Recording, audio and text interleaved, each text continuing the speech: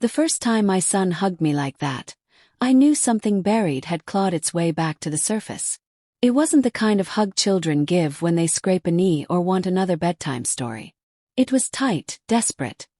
His small arms locking around my waist as if he were afraid I might disappear if he loosened his grip.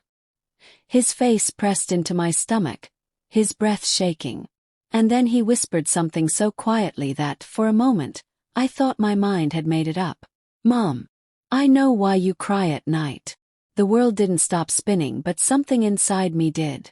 I stood there in the narrow hallway of our apartment, the hum of the broken refrigerator filling the silence, the smell of burnt toast still hanging in the air. My hand hovered awkwardly over his back, fingers frozen.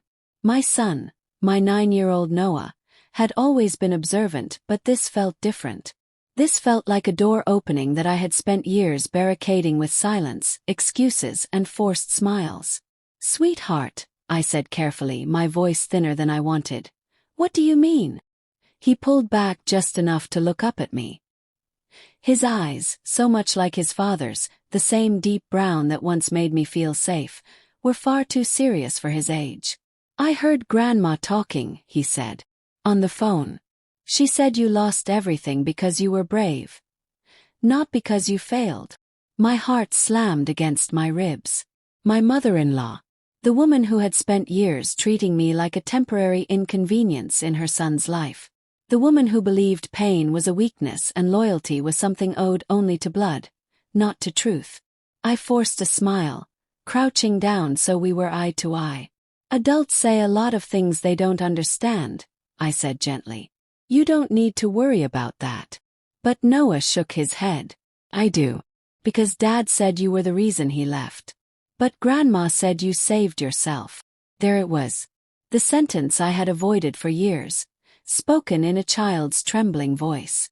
My ex-husband Daniel had left when Noah was 4. Left quietly, efficiently, like closing a door he never planned to reopen. He told everyone I was unstable, emotional, impossible to live with. He said I chose work over family. He said I pushed him away. And I let him. I let him rewrite the story because I was too exhausted to fight it. Because I needed a job more than I needed dignity. Because I believed, back then, that silence was safer than truth. I straightened up slowly, my knees aching. The apartment suddenly felt too small, too full of memories I'd tried to shrink. I had lost my corporate job after reporting financial misconduct. Lost friends who preferred comfort over confrontation. Lost a marriage that had been hollow long before it ended. But I had kept my son. Barely. "Noah," I said softly. "Sometimes being brave looks like losing. But it isn't." He stared at me for a long moment, then nodded like he understood more than I had given him credit for. He hugged me again, even tighter than before. "I don't think you failed," he whispered. "I think you survived." Something inside me broke open. That night, after he fell asleep, I sat on the edge of my bed staring at my phone. A notification glowed on the screen. An email I had ignored for weeks. From Horizon Solutions.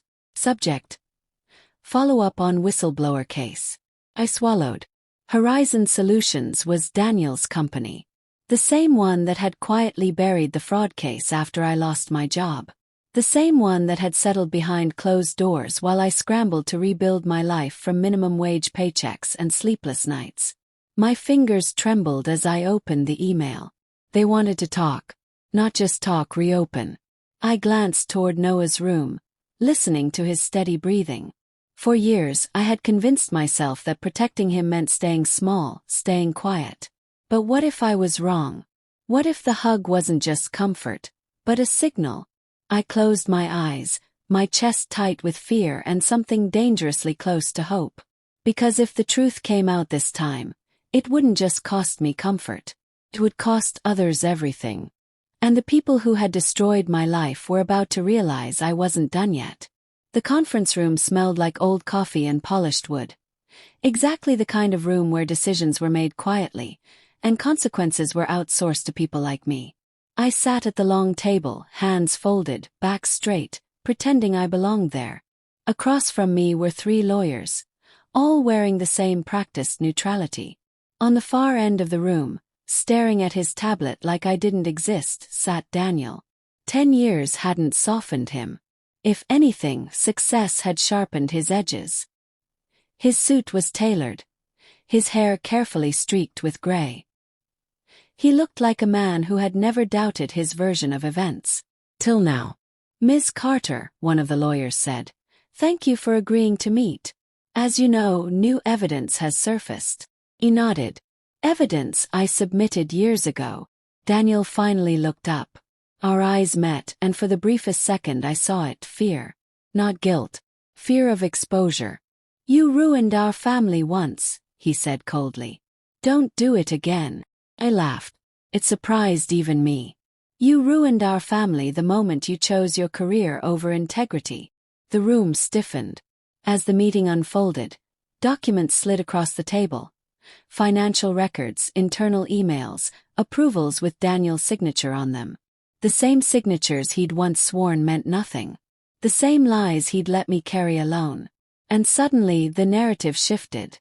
This time I wasn't the hysterical wife. I was the witness. Outside the building, my phone buzzed relentlessly. Missed calls from Daniel's mother. From mutual friends. From people who had vanished when I needed them most. At home that evening, Noah watched me carefully as I cooked dinner. "Did something bad happen?" he asked. "No," I said honestly. "Something honest happened." He nodded, absorbing that. Then he asked the question I'd been dreading. "Why did Dad lie about you?" I turned off the stove, my heart pounding. This was the moment, the one every mother fears, where truth collides with innocence. "Because telling the truth would have cost him everything," I said slowly. "And he wasn't brave enough to pay that price." Noah's face fell, not in anger but in understanding. "So you paid it instead?" "Yes." He was quiet for a long time. Then he said, "I don't want to be like him." I knelt and took his hands. "Then you won't be. Because you see the truth." That night as I tucked him in, he hugged me again, longer this time. "I'm proud of you," he said. Barely slept. The next morning my phone exploded with headlines. "Former executive implicated in corporate fraud. Whistleblower vindicated after years of silence." Daniel's name was everywhere. But so was mine. At work, my modest job at a logistics firm, I was called into the manager's office. I expected concern, maybe even termination. Instead she smiled. "We've been following the news," she said. "We didn't know your background. We'd like to talk about a promotion." For the first time in years, the world didn't feel like it was punishing me for surviving. But that night Daniel showed up at my door. Drunk, furious, desperate. "You turned my son against me," he hissed. I stood firm. "No. You did that yourself." His eyes flicked toward the hallway. "Is he listening?" "No," I said. "And even if he were, I wouldn't lie anymore." Daniel laughed bitterly. "You think this makes you strong?" I met his gaze without flinching. "I think it makes me free." He left without another word. But I knew this wasn't over. Because men like Daniel don't lose quietly. The school called me in on a rainy Thursday. "Noah had an incident," the counselor said carefully. My stomach dropped. When I arrived, Noah was sitting in a small room, shoulders stiff, eyes red. A boy's mother stood nearby, arms crossed. "He said my husband is a criminal," she snapped. "That's unacceptable." I knelt beside Noah. "What happened?" "He said liars always win," Noah said quietly. "So I told him they don't. Not forever." The counselor sighed. "We're concerned about how much adult conflict he's absorbing." I straightened slowly. "My son is learning that truth matters." That night, Noah was unusually quiet. After dinner, he hugged me. His forehead pressed against my chest. "Mom," he said, voice shaking, "what if being brave hurts people you love?" Tears burned my eyes. "It does," I admitted.